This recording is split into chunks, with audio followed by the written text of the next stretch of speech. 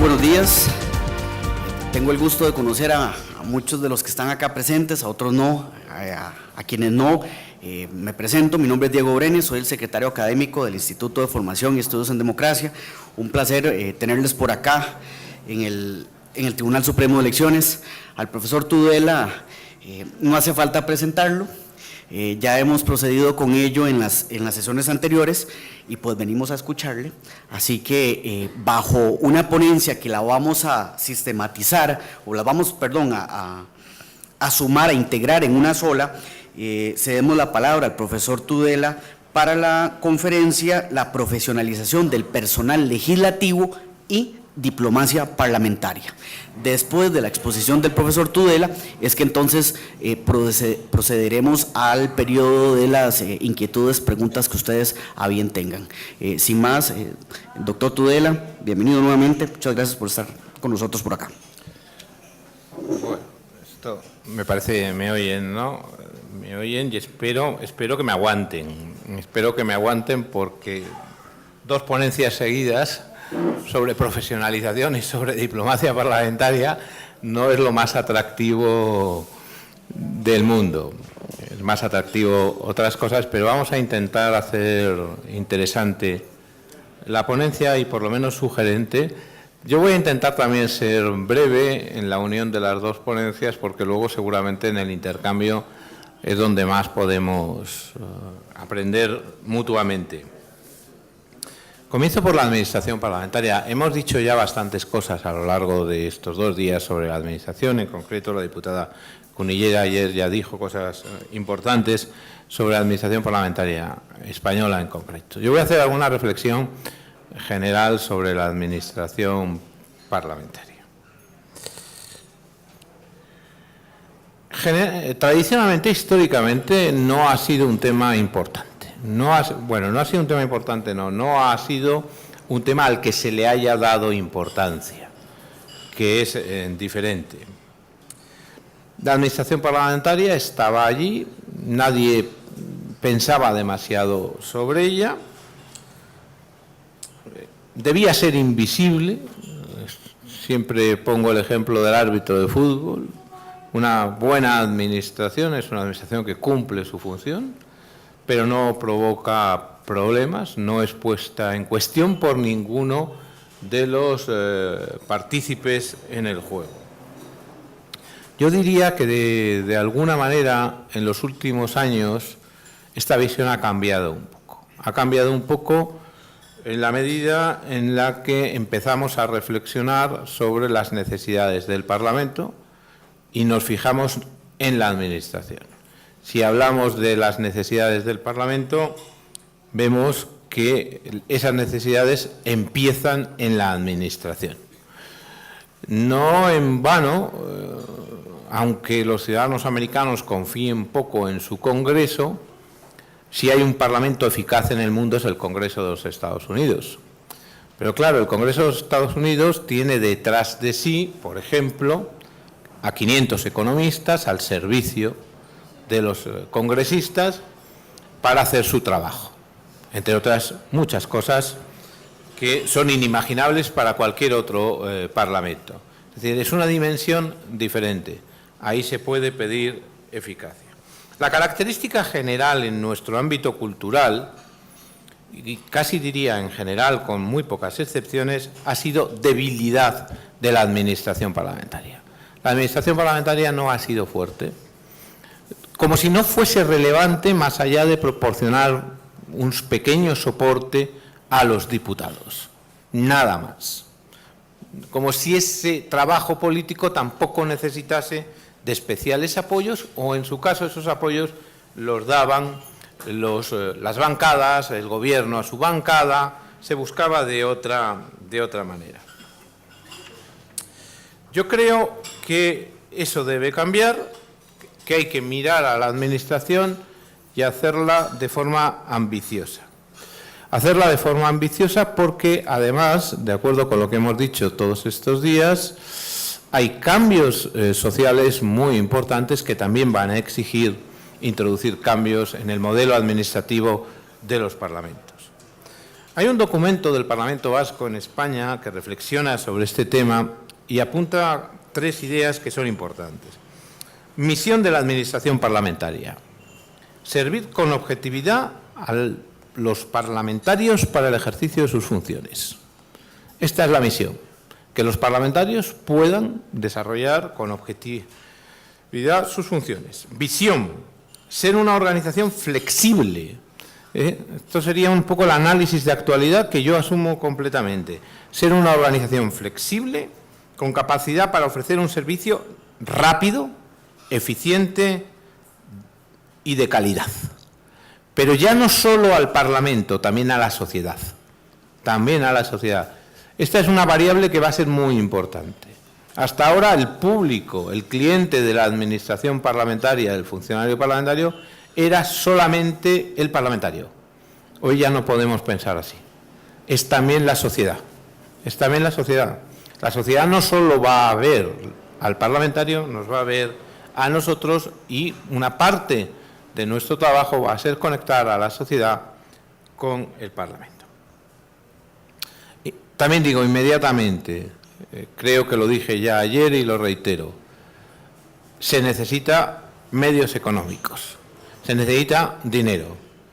No hay posibilidad de una administración parlamentaria eficaz, eficiente, flexible, que conecte con el ciudadano, si no se pone dinero encima de la mesa. Esto es igual de válido para la administración general de un Estado, para lo que ustedes quieran. No puede ser. Sin medios económicos no habrá modelo administrativo. Evidentemente, esa reforma de la administración está vinculada a lo que más o menos vimos ayer, a un debate sobre el Parlamento, a la encrucijada en la que se encuentra el Parlamento. Eso, a lo que aquí nos interesa, nos aporta una idea. Ya no podemos pensar en la administración parlamentaria en función del Parlamento clásico, en función del Parlamento liberal, en función de un Parlamento ligado a 3 funciones que se ejercían de una determinada manera. No, la administración parlamentaria hoy tenemos que afrontarla pensando en el Parlamento que debe ser, en el Parlamento que hay que construir para responder a la sociedad. Es más, yo creo que una manera de llegar a ese Parlamento, a ese deber ser, es precisamente empezar por el modelo de administración parlamentaria. Empezar pensando la administración parlamentaria, empezar cambiando la administración parlamentaria. Porque cambiar la administración parlamentaria es más fácil que cambiar determinados aspectos del funcionamiento político de la institución. Puede ser una vía de inicio. ¿Alguna reflexión? Si hablamos de administración parlamentaria y que su función es servir con objetividad al parlamentario, tendremos que convenir que la administración parlamentaria nos obliga inmediatamente a reflexionar sobre las funciones parlamentarias. La administración habremos de construirla en relación a las funciones que querramos adjudicar al Parlamento y cómo queramos que ese Parlamento ejercite esas funciones. Actualmente, un Parlamento se construye sobre 3 grandes áreas. Este es un esquema general que casi es válido universalmente. Servicios parlamentarios, el núcleo del Parlamento, la asesoría parlamentaria, los asuntos administrativos. Un Parlamento tiene un edificio, gestiona un personal, tiene obras que hacer, contrata, todo ese núcleo, y un área que es más o menos potente en función de los parlamentos. Antes me hacían un comentario en el intermedio, y que yo creo que es una de las áreas que necesita más desarrollo y que más futuro debe tener, que es lo que son los servicios de estudio, investigación, documentación. Es un aspecto fundamental del Parlamento que muchas veces ha sido minusvalorado y que hoy, me parece, exige un enorme esfuerzo para que preste un trabajo que es esencial. Y desde estas tres áreas servimos a las tres funciones hasta ahora clásicas: legislativa, control y presupuestaria. Yo creo que esto es un modelo hoy insuficiente por los cambios que creo que exigen esas funciones y porque creo que tenemos que incorporar al Parlamento nuevas funciones. Creo que el Parlamento tiene que empezar a asumir nuevas funciones. Yo planteo tres que evidentemente van a exigir cambios en la Administración. Una función que denomino de información política y está muy ligada a la comunicación. La diputada Cunillera ha insistido mucho estos días en un papel seguramente no muy agraciado que desarrollan los medios en relación con la información. Yo creo que el Parlamento tiene que dotarse de instrumentos de información política importantes, de verdadera información, porque además el Parlamento es el único órgano que puede asegurar pluralismo en la información, el único medio que puede asegurar ese pluralismo. Si no, los medios siempre van a tener una tendencia ideológica a otra. Es bueno que haya un espacio en donde el ciudadano pueda ir para ver qué opina cada partido sobre una ley determinada.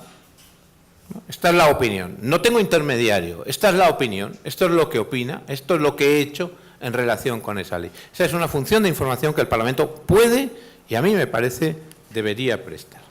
Una segunda sería precisamente la diplomacia parlamentaria. A ella me voy a referir en una conferencia expresa, que yo creo que debe tener rango de función.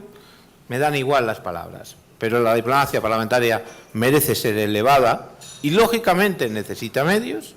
Y la tercera es una función que a mí se me antoja muy importante y está en relación con lo que antes decía con la investigación. Lo denomino, se denomina, y yo lo rescato para darle importancia, función de estudio. El Parlamento tiene que generar conocimiento.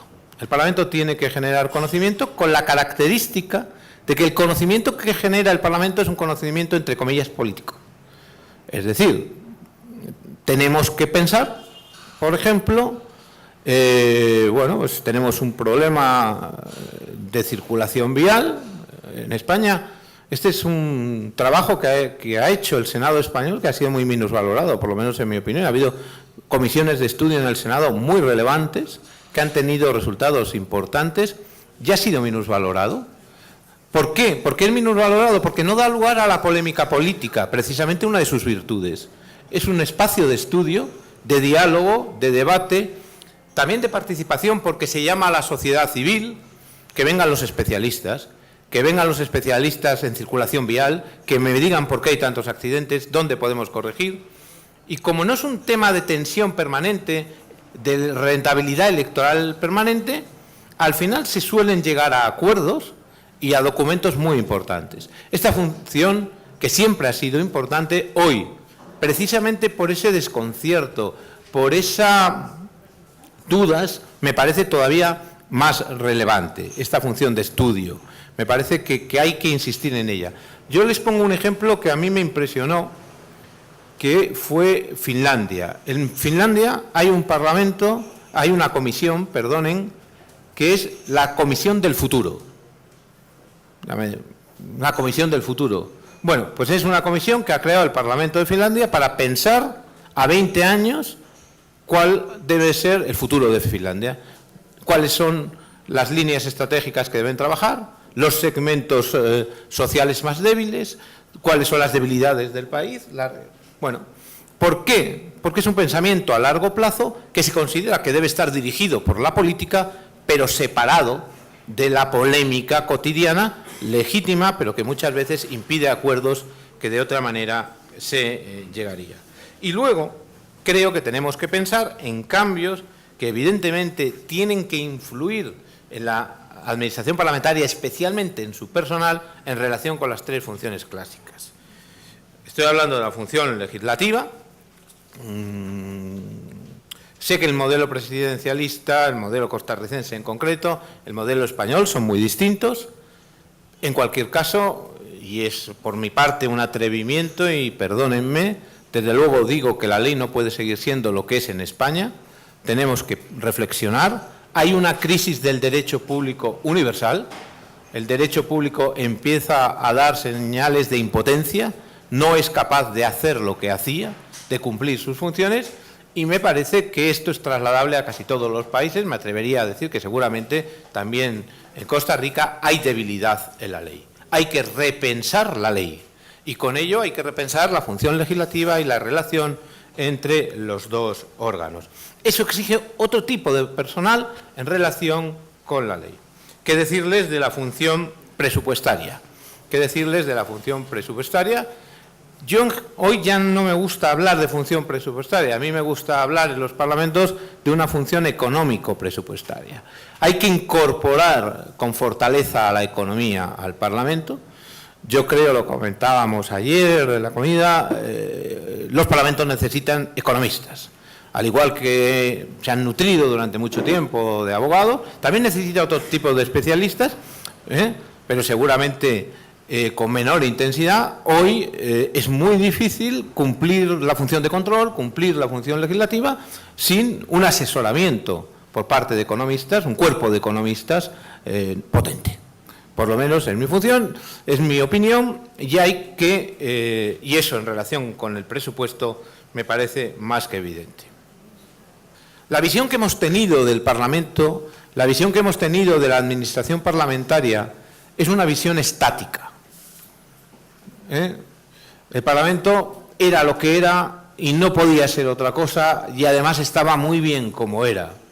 El Parlamento, recuerden que hasta hace muy poco en el Parlamento de Westminster no ha entrado la radio, no ha entrado la televisión.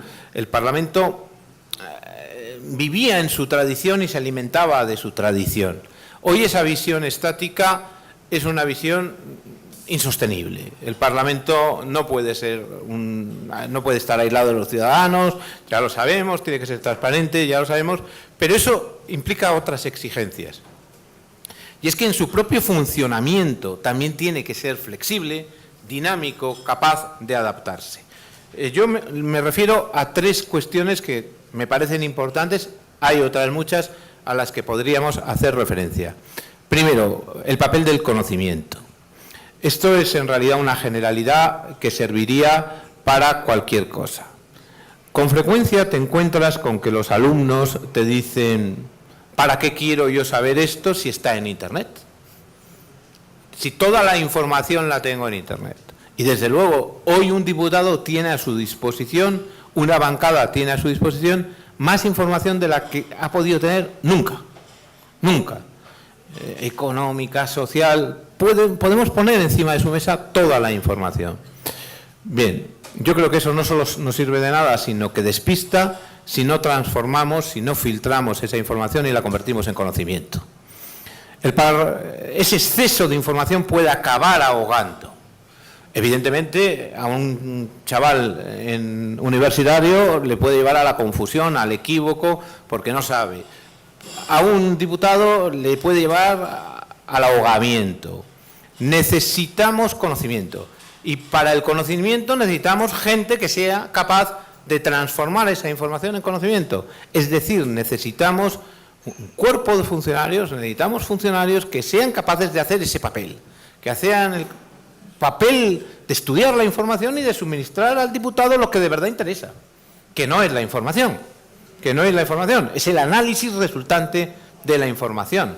Por lo tanto, necesitamos otro tipo de funcionario, con otras cualificaciones, por supuesto economistas, pero también otro tipo de personal especializado. Y como no podemos tener personal especializado en todo, pues a lo mejor tenemos que pensar en alianzas con universidades, con centros de estudio, de investigación, que nos permitan que podamos aportar al diputado, que es nuestra única función, este informe derivado de esta información determinada.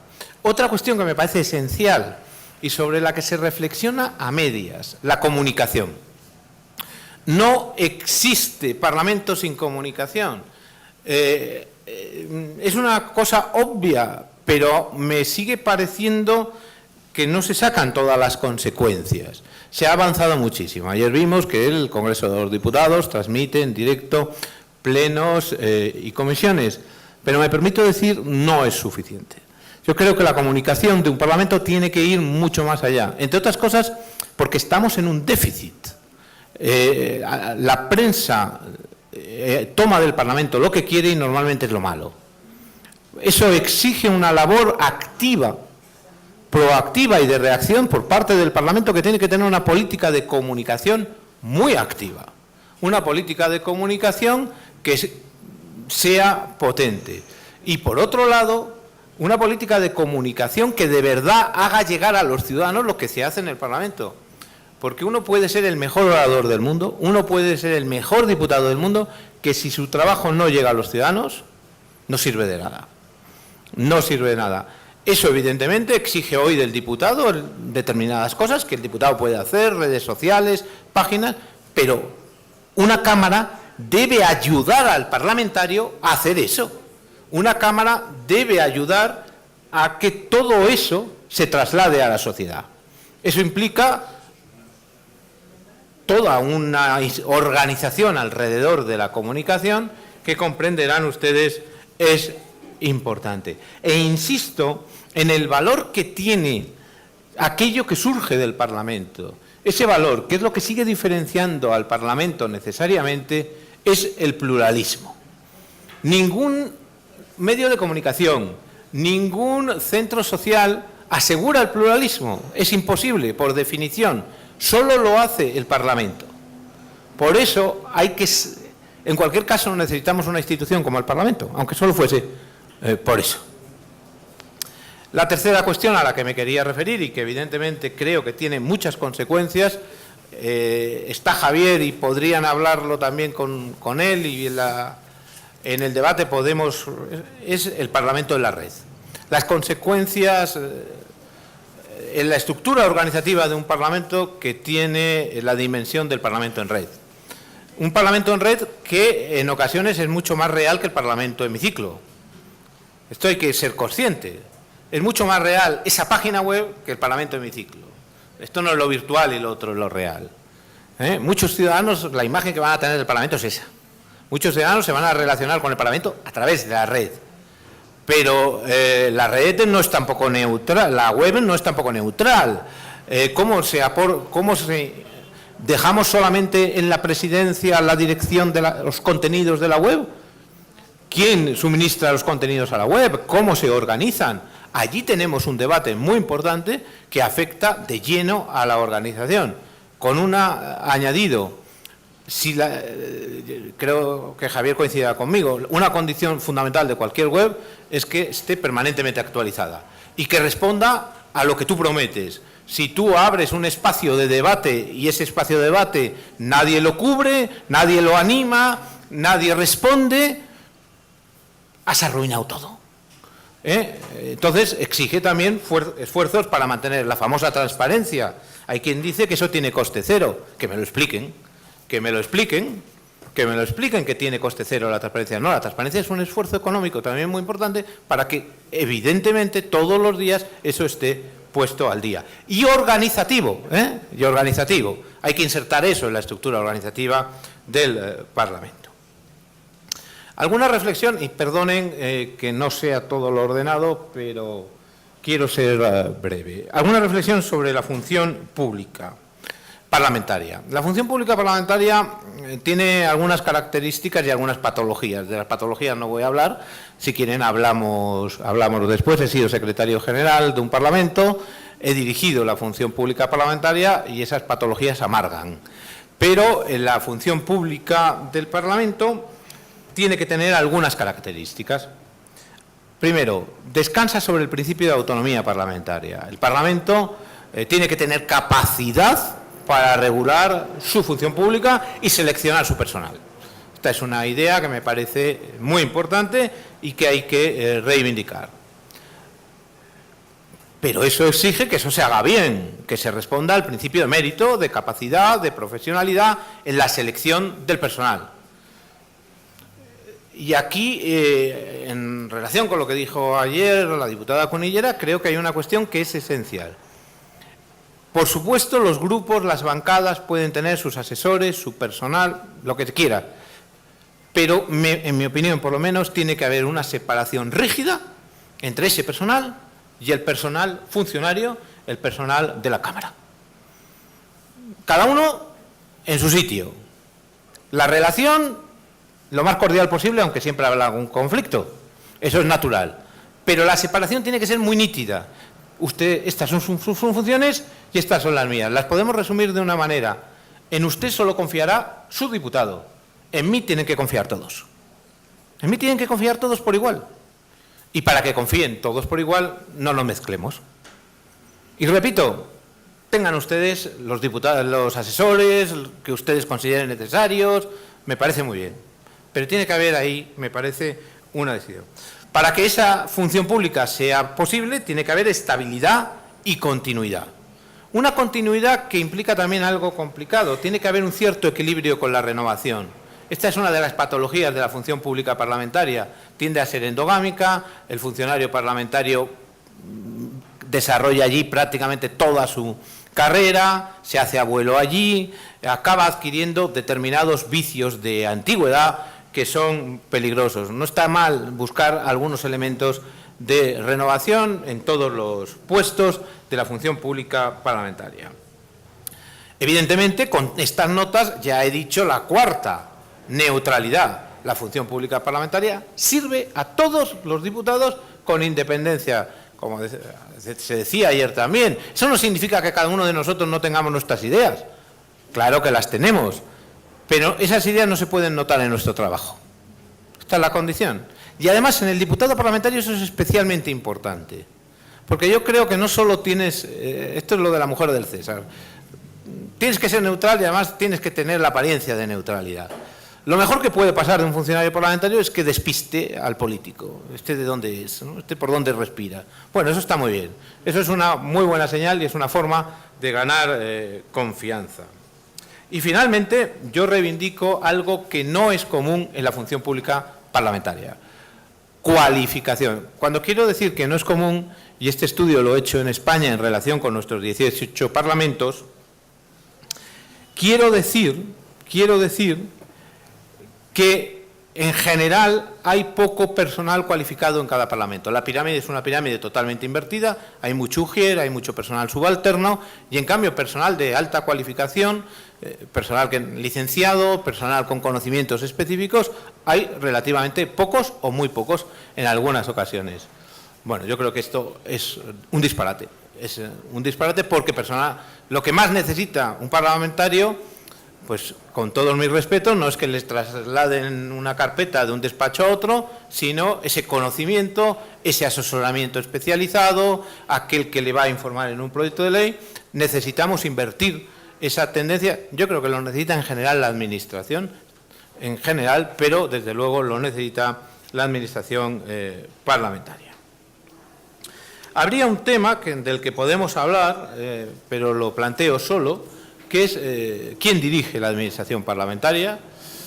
Evidentemente la dirección última le corresponde al órgano político, en España a la mesa, con el presidente, pero la figura clave allí, me parece, es el jefe de la Administración parlamentaria, que debe ser un funcionario, en el caso español el secretario general, que es un letrado, elegido por la mesa, pero entre los letrados. Y que evidentemente la mesa puede cesar en cualquier momento. En cualquier momento puede ser cesado y que eso implica una renovación. Pero tiene que ser un letrado. Entonces, el jefe de cualquier funcionario es el secretario general, aunque sea la mesa al final la que establezca los criterios generales de funcionamiento administrativo. A partir de allí voy a ir señalando también una serie de circunstancias que me parece que pueden ser importantes. La independencia, que hemos hablado, la independencia de la Administración parlamentaria. Insisto en ella, es muy importante. Aquí el Parlamento se juega un poco su futuro. El Parlamento no va a poder cumplir su función si no tiene una Administración parlamentaria independiente en la que todos los diputados puedan confiar.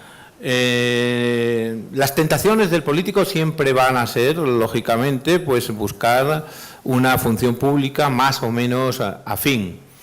El sistema tiene que construir los cortafuegos para que eso no sea así y para que esa necesidad que tiene el político, que es perfectamente comprensible, de trabajar con personas de su confianza, con personas que sabe que piensan como ellos, pues se puede complementar por la vía de un personal, nosotros lo llamamos eventual, de un personal que está ligado estrictamente a las bancadas, que lo puede pagar directamente cada bancada, se puede pagar a través del presupuesto general de la Asamblea. Hay muchas maneras de articular eso, pero repito, separando las dos esferas. Es perfectamente legítimo y es muy respetable, pero son dos ámbitos distintos. Y si se contaminan, al final la institución lo sufre.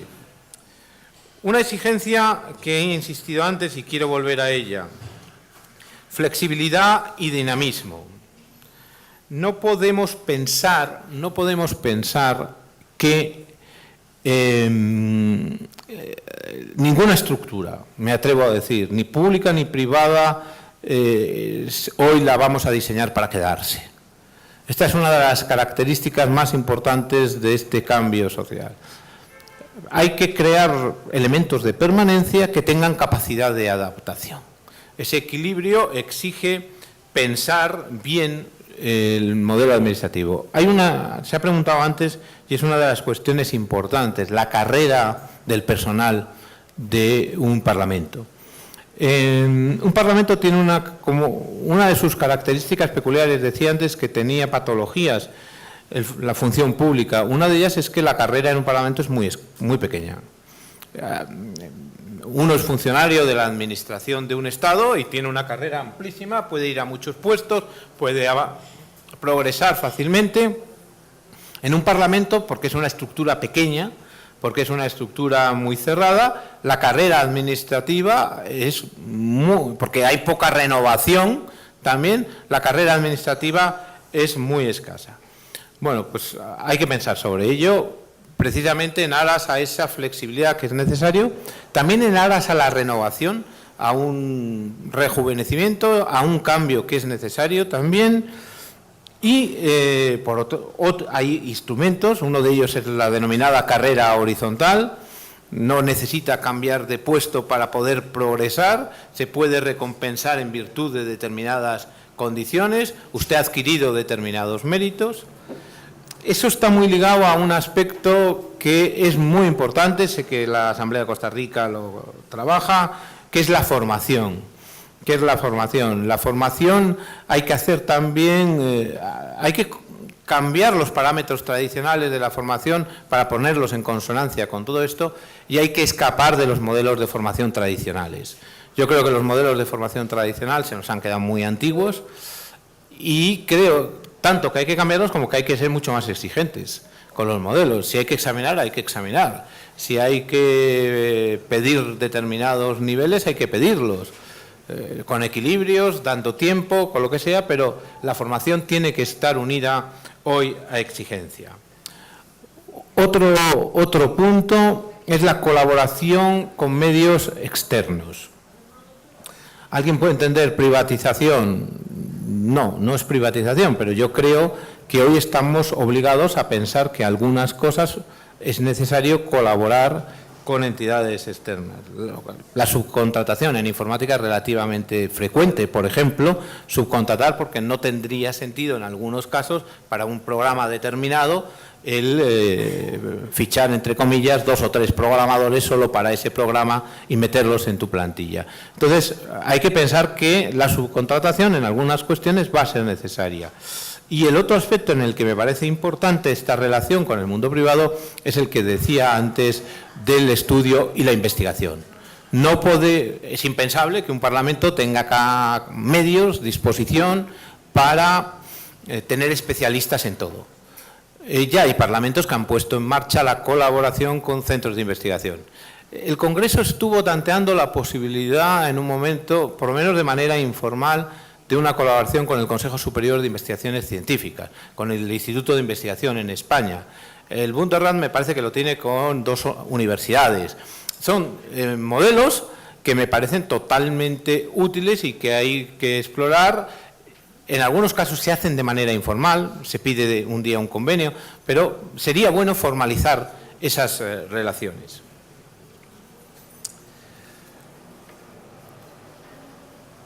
Transparencia. Tampoco me puedo extender.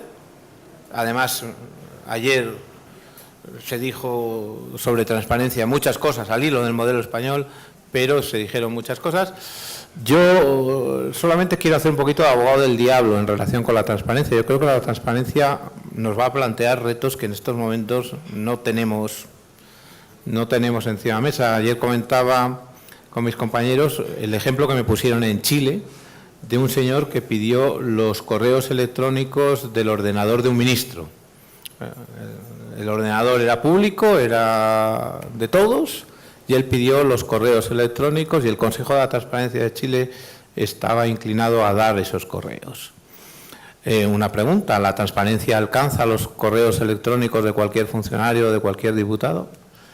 ¿La agenda de un diputado tiene que ser pública al 100% cuando ponemos el límite? Es otro tema. Yo, por ejemplo, discrepo radicalmente de que el patrimonio de cargos públicos sea público en una web. Las declaraciones de bienes son muy antiguas. Las declaraciones de bienes estaban en el registro de la Cámara de siempre. Se podía acceder a ellas. Pero yo creo que el modelo de una declaración de bienes que está en un archivo de acceso, al que se puede acceder sin que lo puedan denegar por causa muy justificada, es un modelo que respeta más ese equilibrio entre publicidad-privacidad que el modelo actual. Yo me he enterado por los periódicos de cuál es el patrimonio del embajador español en El Cairo, del embajador español en Ghana. Sinceramente, creo que eso es un ataque a la intimidad de estos funcionarios. ¿Qué tiene que haber? Un registro en el Ministerio de Asuntos Exteriores que diga estos son los bienes. Y en caso de que suceda algo, allí está ese registro y esa información. La transparencia nos enfrenta a este problema de los límites y enfrenta a muchos parlamentos, a muchas instituciones, a un problema de medios, de cómo responder a esa exigencia de inmediatez, de querer saberlo todo que se despierta detrás de la transparencia. Hay fiebre de transparencia, se quiere saber todo y se quiere saber todo de manera inmediata hasta lo que a lo mejor no parece razonable. He reivindicado al principio la autonomía en relación con la función pública parlamentaria, es decir, el Parlamento debe seleccionar y el Parlamento debe establecer las normas para sus funcionarios. Ahora, yo creo que esa autonomía también tiene límites. Es decir, el Parlamento no puede hacer una función pública completamente distinta de la función pública del Gobierno, no puede establecer privilegios, sueldos muy diferentes. Yo creo que tiene que haber una cierta relación y las diferencias siempre tienen que estar justificadas. Por supuesto, ¿puede establecer normas de contratación un Parlamento en función de la autonomía? En teoría sí. ¿Tiene sentido que las normas de contratación de un Parlamento sean distintas? Yo creo que no tiene ningún sentido que las normas de contratación sean distintas. Es decir, hay que, en los aspectos que son materialmente administrativos, no hay un argumento serio para pensar que tiene que ser diferente a la administración del Estado. Podríamos hablar de otros temas que simplemente se los planteo. El régimen disciplinario de los funcionarios parlamentarios, una cuestión importante. La planificación de recursos humanos, cómo se planifica la plantilla de un Parlamento, en función de qué se piensa que son necesarios puestos de trabajo y para qué, cómo se van a hacer las distintas convocatorias. Y un tema que es esencial relacionado con la carrera, pero también con esa flexibilidad que les decía antes, la evaluación del personal del trabajo parlamentario. Yo creo que hay que ir a modelos de función pública más competitivos, modelos de función pública que primen el mérito y la capacidad no solo en la entrada, sino que lo primen de verdad en el desempeño de la función pública. Yo creo que hay que premiar a los que mejor trabajan y no castigar, ¿por qué no?, a aquellos que no lo hacen o que lo hacen mal o que abandonan sus tareas. Esto hay que hacerlo y eso nos conduce al tema de la evaluación, que es un tema muy mal resuelto en casi ninguna parte, porque al final casi nadie, ¿y por qué está mal resuelto? Porque casi nadie se fía del evaluador. No he encontrado un modelo en donde el evaluado se fíe del evaluador. Se dice, no, pues recurrimos a alguien de fuera. Mi experiencia cuando se ha acudido a alguien de fuera en este sentido es catastrófica, porque no conocen lo que es un parlamento. No conocen lo que es un parlamento, es que no tienen ni idea de lo que es un parlamento. Y entonces vienen con unos parámetros de empresa privada. En el parlamento en el que yo trabajo hubo una experiencia, no fue con la evaluación, sino con la reforma de la administración. Y vino una empresa, cobró 90.000 euros por el estudio y el resultado fue un disparate que ni siquiera se pudo llegar a discutir. Ni siquiera se pudo llegar a discutir sobre cuál debía ser el modelo. ¿Por qué? La empresa, que no sé cómo se seleccionó, esa sería otra cosa, desconocía radicalmente lo que es un parlamento y sus necesidades. Acabo esta primera exposición, que ya les he dicho que quería ser breve, intentando reivindicar alguna conclusión esencial. Independencia y neutralidad como presupuesto.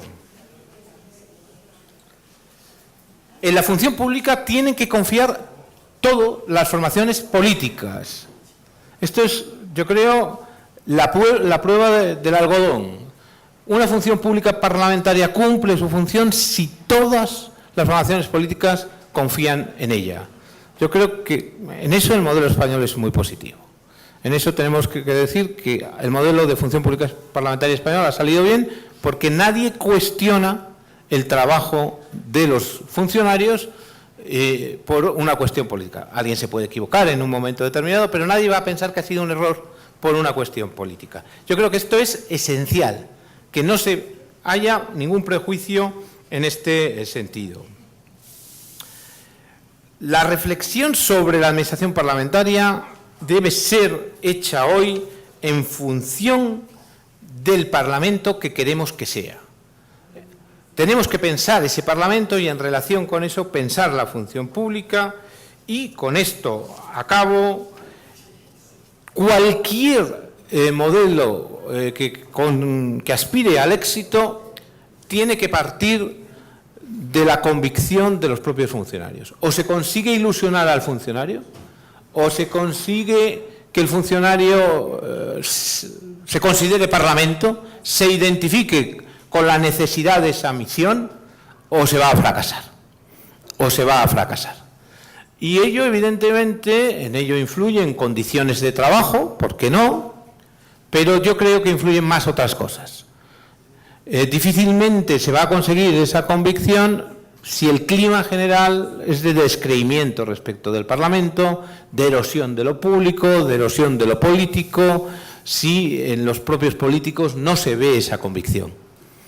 Eso solo es posible si los políticos transmiten la convicción del Parlamento, que se creen la institución, que consideran que la institución tiene una posición de privilegio esencial en el orden democrático y que servir al Parlamento es servir a la democracia y a todos los ciudadanos.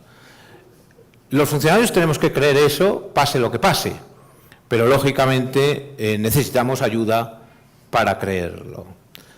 Nada más en relación con este punto, amenazo con el segundo.